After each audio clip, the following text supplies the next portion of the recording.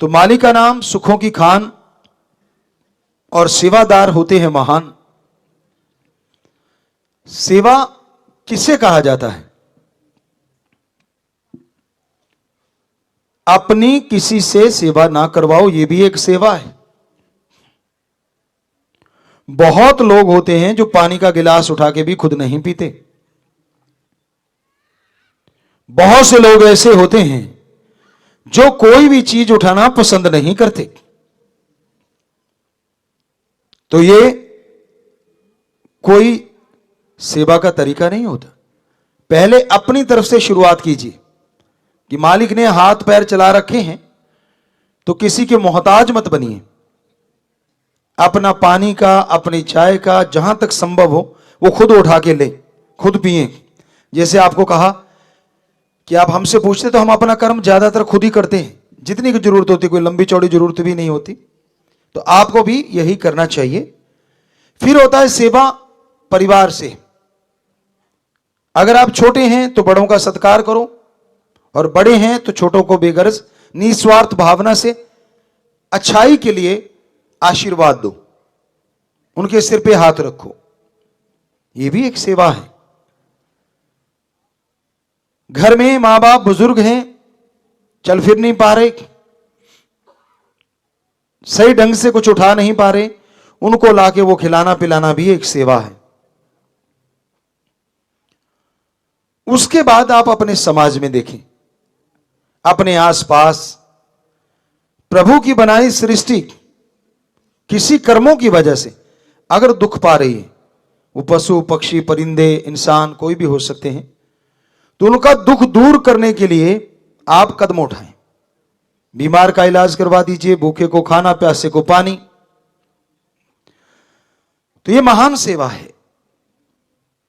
और यही नहीं, साथ संगत मिलके भी सेवा करती है। यह एक और बड़ा यज्ञ हो गया, महान यज्ञ, बड़ा यज्ञ। जब आप सारे मिलके किसी नी आसरा का आसरा बना देते हैं, बहुत साथ संगत घर बना के देती है,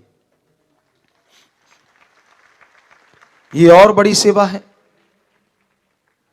साथ संगत मिलके कोई मजबूर इंसान, आर्थिक तौर पे कमजोर इंसान की बेटी की शादी ब्लाकों वाले मिलके करवा देते हैं, सेवादार मिलके करवा देते हैं, यह भी एक महान सेवा है, बहुत बड़ी सेवा है।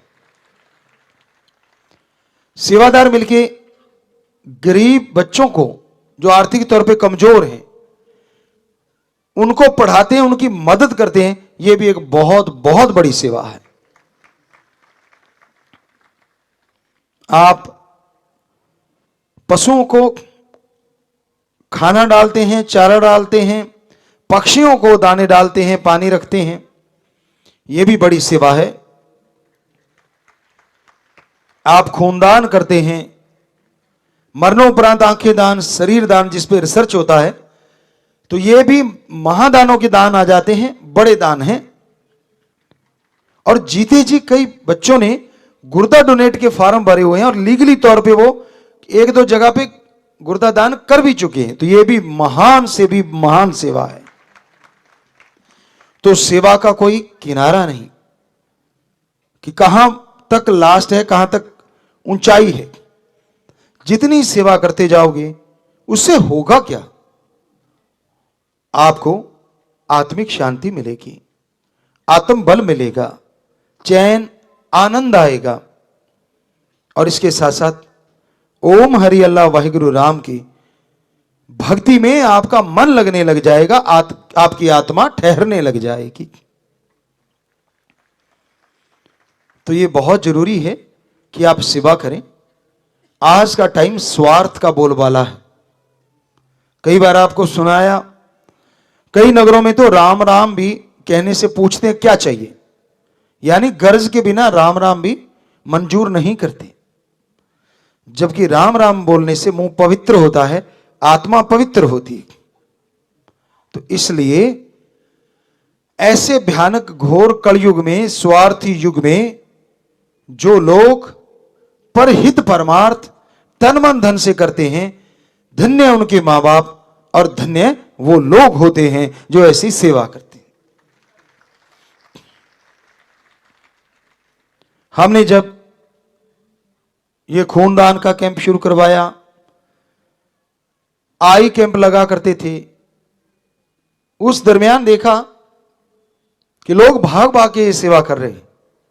पर उससे पहले हमने 80 से 90 के बीच में कई बार देखा कि अगर ब्लड की जरूरत पड़ती है, सगा भाई सगे भाई को नहीं देता था।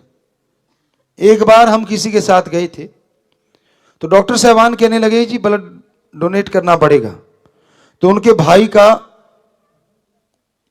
जो ब्लड ग्रुप था वो उनसे मिलता था, लेकिन जब उनसे मांगा गया तो वो आगे चले गए, साइड में चले गए, पता ही नहीं चला, वापिस लौटे ही नहीं। तो ऐसा टाइम भी था। और आज राम नाम के प्यारे लाखों में हैं जो ब्लड डोनेट को तैयार रहते हैं। बेमिसाल कमाल, कोई शब्द नहीं, कोई अल्फाज नहीं। और तो और नौजवान पीढ़ी को हमने देखा विवाह शादी के दिन ब्लड डोनेट करके आते हैं, जन्मदिन के दिन ब्लड डोनेट करते हैं, पेड़ लगाते हैं, मानवता का भला करते हैं। ये बेमिसाल बातें हैं। किसके ध्यान रहता है? वो एक कहावत है पुरातन, वन डे हीरो। शादी जब होती है तो वो हीरो ही होता है, सबका ध्यान उसी पे ही होता है। तो एक दिन का तो वो हीरो है ही है, लेकिन अगर वो हीरो जाके ब्लड डोनेट करता है और मरणोपरांत आंखें दान और शरीर दान का पर्ण करता है, वास्तव में वो बहुत लंबे समय के लिए हीरो बन जाता है, अपनी इंसानियत की वजह से, अपनी मानवता की वजह से। तो ये अपने आप में बहुत बड़ी बात है। बड़ा मुश्किल है ऐसा कर पाना, बड़ा मुश्किल है ऐसा हो पाना।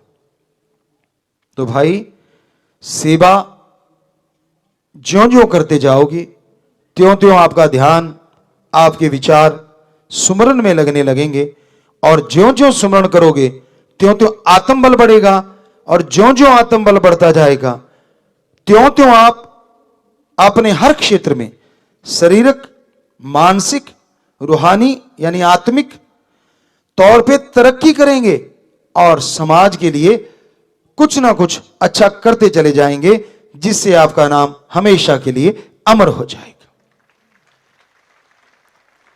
कोई नहीं, कई लोग ऐसा भी कहेंगे कि जी हम नाम अमर करवाने के लिए कुछ करना नहीं चाहते। अरे भाई, हम भी नहीं कहते कि आप नाम अमर करने के लिए कुछ करो, बल्कि आप इंसानियत के लिए कुछ करो, मानवता के लिए कुछ करो, सृष्टि के लिए कुछ करो। नाम तो अपने आप ही हो जाना है, आपके कहने की जरूरत नहीं है, आपकी चाहत हो ना हो। क्योंकि इस बुराई के युग में, इस स्वार्थी युग में जब कोई परहित परमार्थ करता है तो राम जी की निगाह में बहुत ऊंचा हो जाता है, और जो उनकी निगाह में ऊंचा हो जाता है उसे कोई नीचा नहीं गिरा सकता।